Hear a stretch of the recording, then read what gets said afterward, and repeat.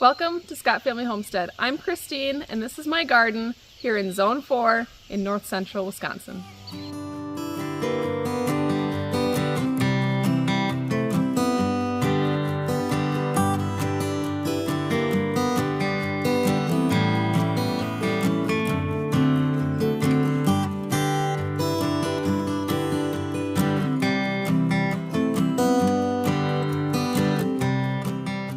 Today we are harvesting for our farm stand. We eat out of this garden all week long, and then on the weekends we fully stock our farm stand with whatever we have extra of. Today we're looking at beans, lots of peppers, onions. We'll see what else we can find to put into the farm stand today. I'm going to give you a little garden tour, show you how things are going and what we're getting here in late July. The garden is in full swing. We're just starting to get cucumbers. We've got more zucchini than we know what to do with. And we also stock our farm stand with fresh eggs. We're getting a ton of eggs right now, about 4 dozen a day. So we're gonna get everything all set to go, and I'm gonna bring you along.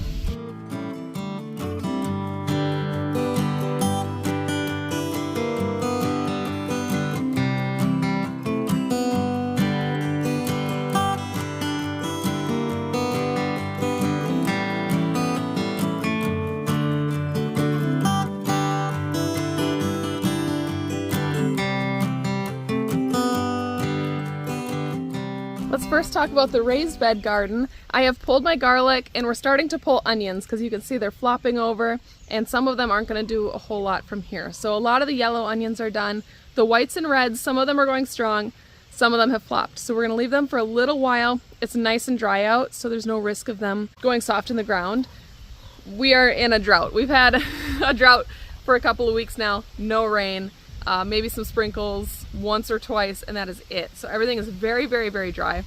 But we went ahead and we pulled that garlic. We've got onions that are coming out, and otherwise everything is big and beautiful. We pulled a couple of cabbage worms, but not too many, and otherwise in here there's not a whole lot of pest pressure, and I'm really happy with that. Everything has been going pretty good. So not to jinx anything, but we've got kids' gardens along the high tunnel. These are doing pretty good. I have the kids mostly take care of them on their own. I do some weeding and watering for them, but they are kind of learning the ropes of gardening with these beds. My big U-shaped Vego beds. These have been a game changer for me. So much growing space. I love them. So I've got cabbages, green beans, peppers. On the other side here I've got tomatoes in here as well. Lots of marigolds, some coleus, just all kinds of growing space in here, growing a ton of food. In the back bed I have some marigolds, and this is where I pulled all of my garlic from, so we're going to be putting some lettuces in there, something that can be a little fall crop. And then I've got my honey nut squash over on the end here, and that is just starting to put little tiny honey nuts on. On this side we got another U-shaped garden bed. Absolutely love it. We got lots of tomatoes in here, green beans. These were all planted later, so they're not ready to harvest quite yet. And then in the garden bed back behind, we've got our cauliflowers and broccolis. We have some radishes in there we need to pull because they have gone to seed. And then we've got cucumbers and honey nuts in there as well. This garden bed here is all of our greens. Most of it has bolted because it has just been so hot and so dry. So a lot of that is going to get pulled. The kale is still hanging in, it's doing pretty good. And then we have our green stalk tower of all of our mini and micro tomatoes. This part of the garden was planted last, so there's less produce coming out of here. We are going to clip some flowers and make a bouquet with some of the flowers I have in my exterior garden. But otherwise we're just going to let everything in here grow. So let's head to the high tunnel.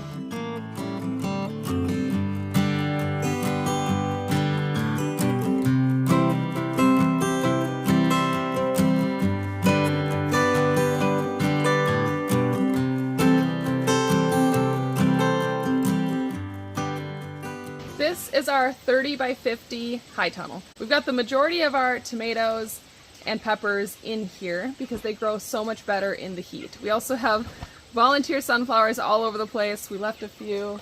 They're kind of taking over. They get really big in here. Those are almost done and then we'll pull them. But for now, we're going to harvest some of our peppers. The tomatoes aren't quite ready yet. They need a little bit more trellising. They are full of tomatoes. It's just a matter of time before they start to ripen up. For the banana peppers, I'm going to package them in these pints. We'll see how many we can fit in here because there's quite a few. I have an entire row of banana peppers and they're looking really nice. So we're going to get those packaged in here. And then I've got my bell peppers. We grow King of the North bell peppers. They do great here in Wisconsin, especially if you can grow them in a tunnel like this where it's nice and warm. They love the heat. They are doing great. So big box, and we will sell these 2 for $1 because they are on the smaller side yet, but I think they'll do really well. And my pints of peppers I do for $2. People talk to me about pricing a lot, especially with our chickens and things, saying that we are underpriced, but we live in an agricultural area. Just about everybody has a backyard garden. We have a lot of producers around here, a huge farmer's market. Pricing can be difficult because we're competing with a lot of different places, and then you also have your standard Walmart produce. When you live in a lower cost of living area, a lot of people are shopping for deals. A lot of them are shopping at big box stores, and so we do have to kind of compete with that, especially because we are very rural. We are not near a town. So people really have to make an effort to come out to our farm. We are about a mile off of the closest large road, and so we appreciate everybody who makes the trip out here to come buy eggs and produce from us, but we also understand that it is a little bit more effort for that. Because we are not going to markets. We just have the farm stand. We currently do not have the capacity to take on farmers markets. I would love to do that, but it's just not something that we can do right now. We're still very small producers.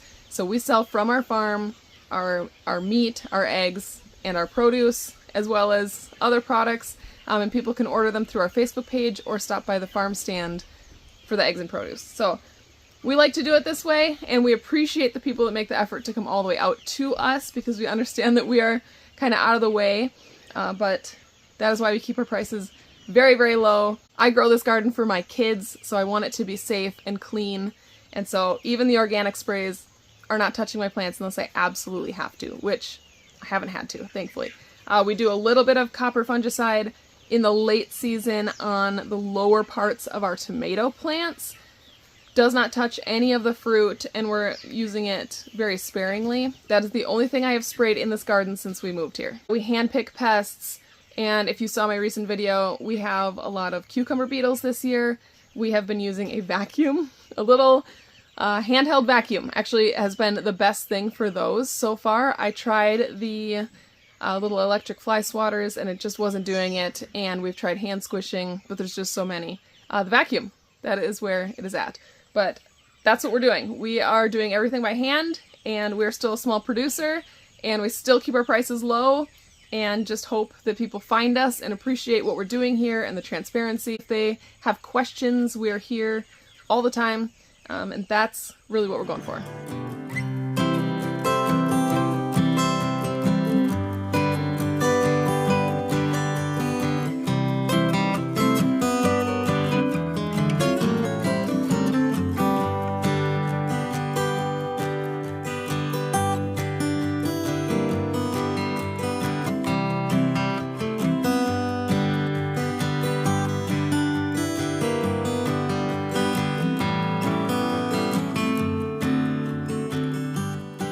Happy with these. We're gonna get them in the farm stand. So you can see these are my tomato plants here. They're doing very well, but they definitely need to be trellised more upright. These are my cherry tomatoes. I'm only growing a few varieties this year. We're doing the purple bumblebees, Tommy toes, Amish paste, and mortgage lifters. We really streamlined. I love beautiful tomatoes. I love tomatoes that are all the different colors. But this year, in order to get this garden done, I had to streamline and pick just a few varieties. So that's what we went with. We're gonna have tons of cherry tomatoes. We're gonna have a lot of nice, big mortgage lifters and a ton of Amish paste for canning. I've got 64 tomato plants in here. I've got a handful of them in my raised bed garden, and I think I have probably about 20 of them in my exterior garden. So let's head out there. I've got a lot of stuff to harvest and show you in that garden.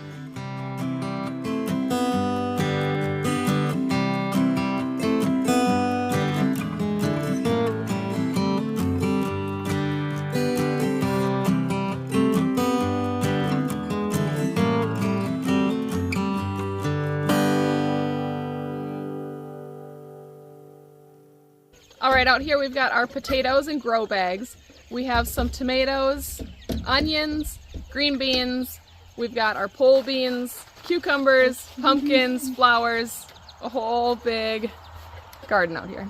I've got a kiddo with me who wants to dig up some potatoes. We're gonna dump out one of these grow bags and see how they're doing. They're not done yet, but I would love to just see where we're at. We are growing a yellow variety, and we're gonna go ahead and see how they're doing.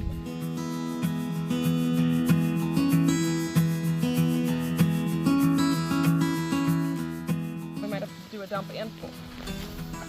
Oh, look at that. Look at those potatoes. Yeah, there's little ones. Look at that big one. Look at that one. Look at this one. Look at that. They're cute. It's very dry. Yeah. So not nearly as wet as it should be. Still new potatoes that are growing, that would have grown had we left it. Just little guys. All right, so definitely need more water. The bag is very dry, but we got some little new potatoes. We'll fry these up with breakfast maybe. You have them for breakfast? I already have breakfast. You already ate breakfast? Without me?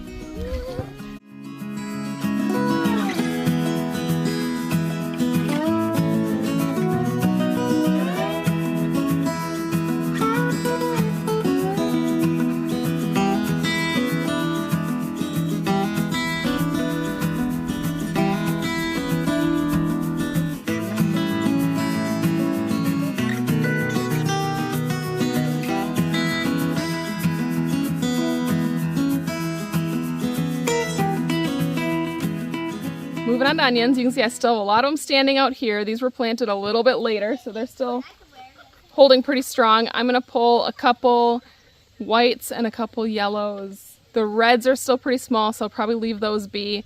We're just going to throw a couple of these in the farm stand if anybody wants some fresh onions. But for the most part, we're waiting on these. We're not going to do a big harvest or cure them or anything for quite a while yet.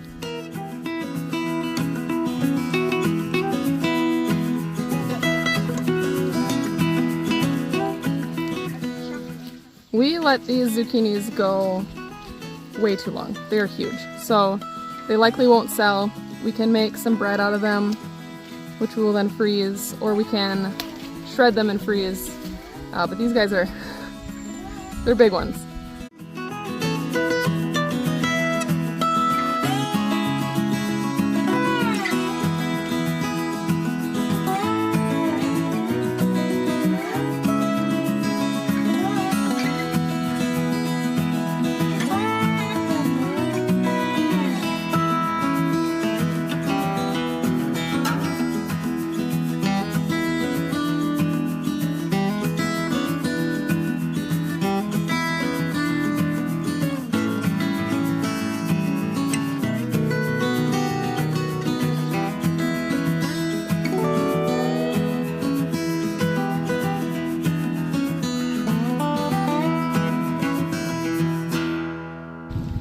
Our sign is out. Now this isn't the most beautiful farm stand ever, but we do really like it. I would like to get it painted and decorated, but this is what it is for now. Does the job. We've got our eggs in the cooler.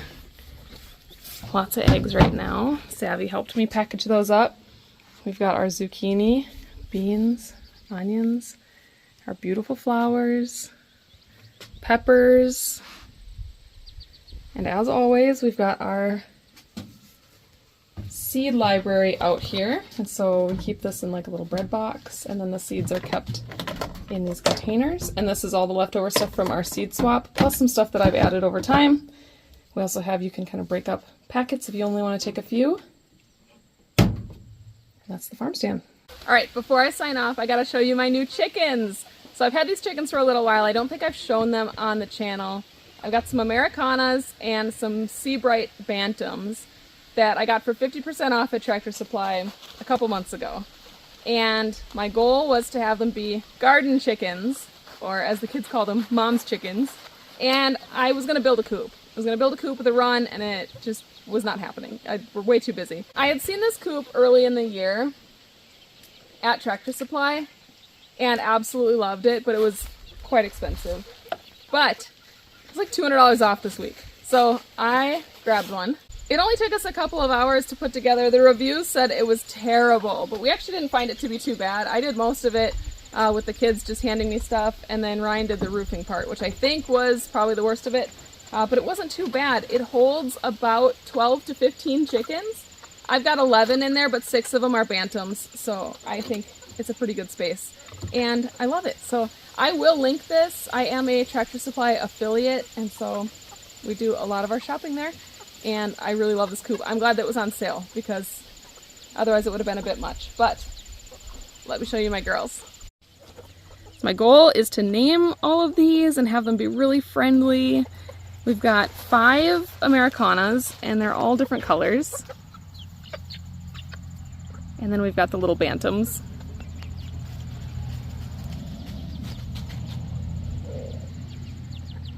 I'm really excited for these to be kind of friendly pet chickens, whereas our other, we've got, I don't know, 60 or 70 chickens are more for production. They free range. They haven't been handled a bunch, but I'm hoping I can kind of make these guys my friends.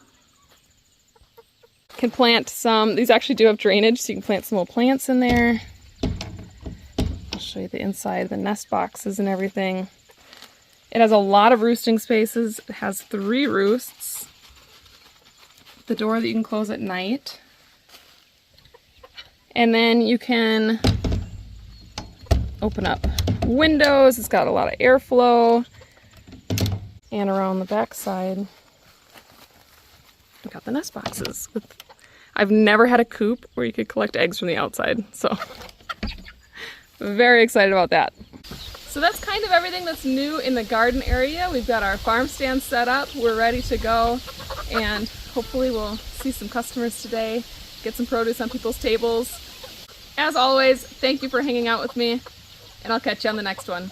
Bye, guys.